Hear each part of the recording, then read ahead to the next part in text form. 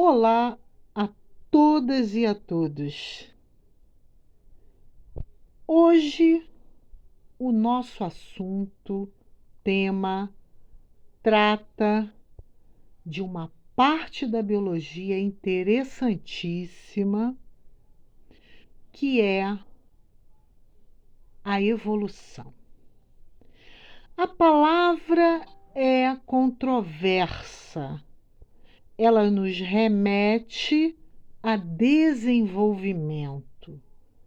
No entanto, a evolução que aqui será tratada, ela se foca em mudanças meioambientais, em adaptações e aí sim a transformação que pode ser traduzida através da palavra evolução. Na realidade, as mudanças que ocorrem, até mesmo em nível genético, elas são oriundas das mudanças que ocorrem no meio ambiente. A evolução nada mais é do que uma transformação adaptativa. Mas, professora, do quê? De órgãos, de sistemas e do próprio ser. No foco, nós temos o cóccix, que é um osso que fica no final da coluna vertebral. Inclusive, aí nós temos duas posições nesta imagem de como devemos sentar para não trazermos impacto negativo sobre este cóccix. Sim, porque se ele sofre uma pressão, ele pode até mesmo inflamar. Mas o que cóccix tem a ver com evolução, professora? Tem tudo a ver. Ele é um órgão vestigial. O que seria um órgão vestigial? Ele é uma das evidências de que estamos passando por um processo de adaptação evolutiva. Temos outras maneiras de comprovar o que é evolução, de que existe um processo evolutivo. O que é evolução, nós vamos saber agora. Vamos conceituar evolução. Evolução, ela é um processo contínuo que se estabelece através de adaptações ao longo do tempo. Quem passa por essas adaptações? As espécies orgânicas que estão inseridas na biosfera, ou seja, nos ecossistemas que compõem essa biosfera. Como essas adaptações ocorrem? Elas ocorrem através das variações no meio. Vamos pensar numa asa de mosquito e numa asa de morcego. Quando nós comparamos as duas asas, teremos aí uma diferença ou uma semelhança? As asas de mosquito e as asas das aves, por exemplo, elas têm origens embrionárias diferentes, mas elas são de funcionalidade igual, ou seja, ambas são utilizadas para o voo. Quando nós temos esta comparação de funcionalidade igual, nós temos uma analogia de órgãos. Quando nós pensamos, comparamos, refletimos com as asas de um morcego, comparando a asa de um morcego à asa de uma ave, como por exemplo a fragata oceânica, nós temos aí um processo dúbio. Ocorre homologia e ocorre analogia, porque a origem embrionária de ambas é praticamente idêntica num processo de desenvolvimento embrionário e também servem para o voo, a analogia. No entanto, se compararmos o nosso braço, o braço humano, com o nosso braço humano, compararmos com a nadadeira de uma baleia,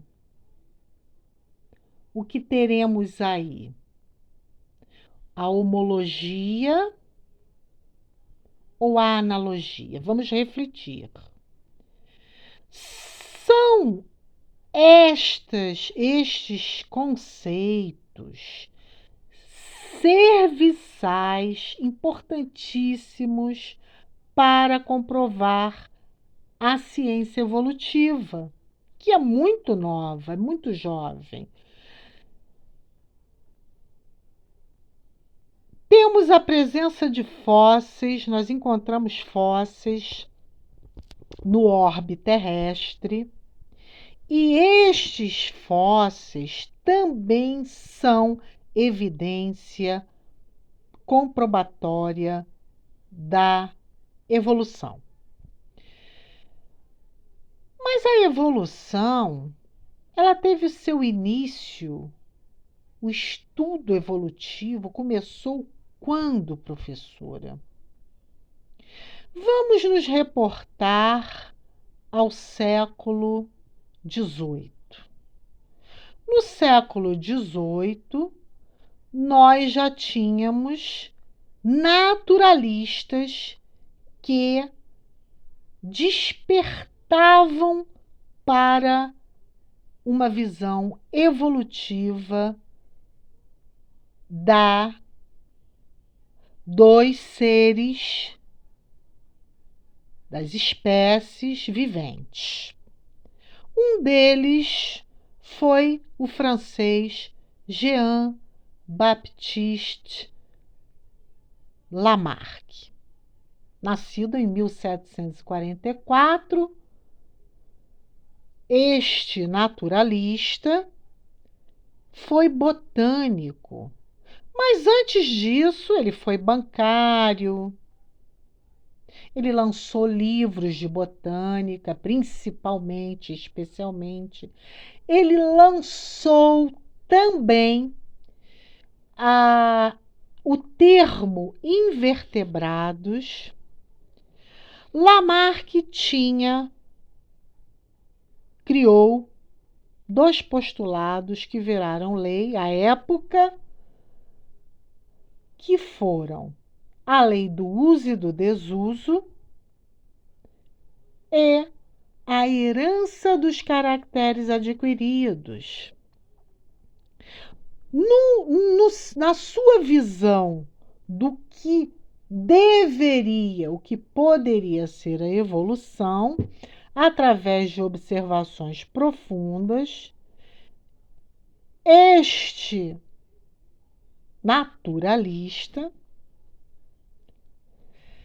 afirmava que os caracteres adquiridos seriam herdados através das gerações. Por exemplo, se uma pessoa pintasse o seu cabelo de amarelo, de laranja ou de azul e gerasse uma prole, estes indivíduos poderiam nascer com a cor do cabelo daquela genitora, vamos dizer assim.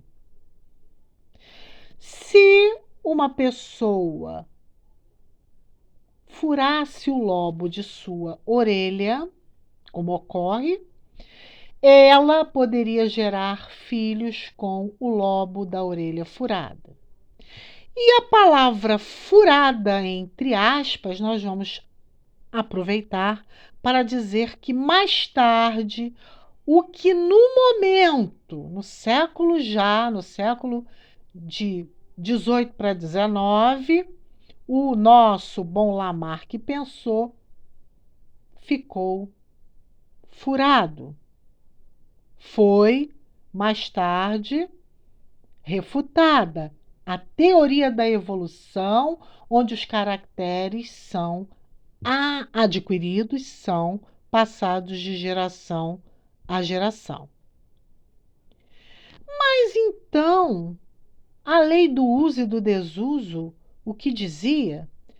Dizia, segundo Lamarck, que todo órgão muito utilizado, ele poderia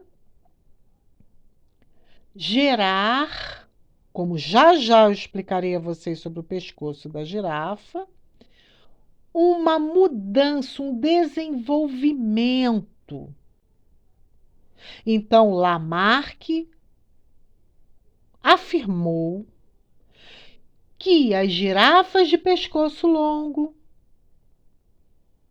o tinham por se esforçarem muito esticando-os para comerem folhas no alto das árvores.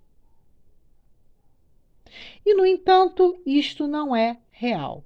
Nós teremos em próximas aulas um aprofundamento sobre o estudo da lei do uso e do desuso lamarquista e também o início sobre quem foi Charles Robert Darwin, que já nasceu no século XVIII e também morreu no século XVIII e que nos trouxe a teoria da evolução, se tornando a segunda teoria, vamos dizer assim, pós-Lamarck, se tornando o pai da evolução. Então, hoje, nós temos aqui a definição de evolução,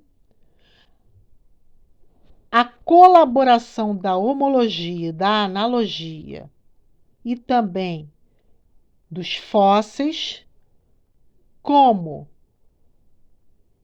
comprovação, sedimento, embasamento para a teoria da evolução, como evidências desta teoria, e também os órgãos vestigiais que, como Cox, que no passado, hominídeo, foi uma cauda, mas que hoje ainda tem a sua predominância no final da coluna como comprovação desta presença antiga do órgão citado, a cauda.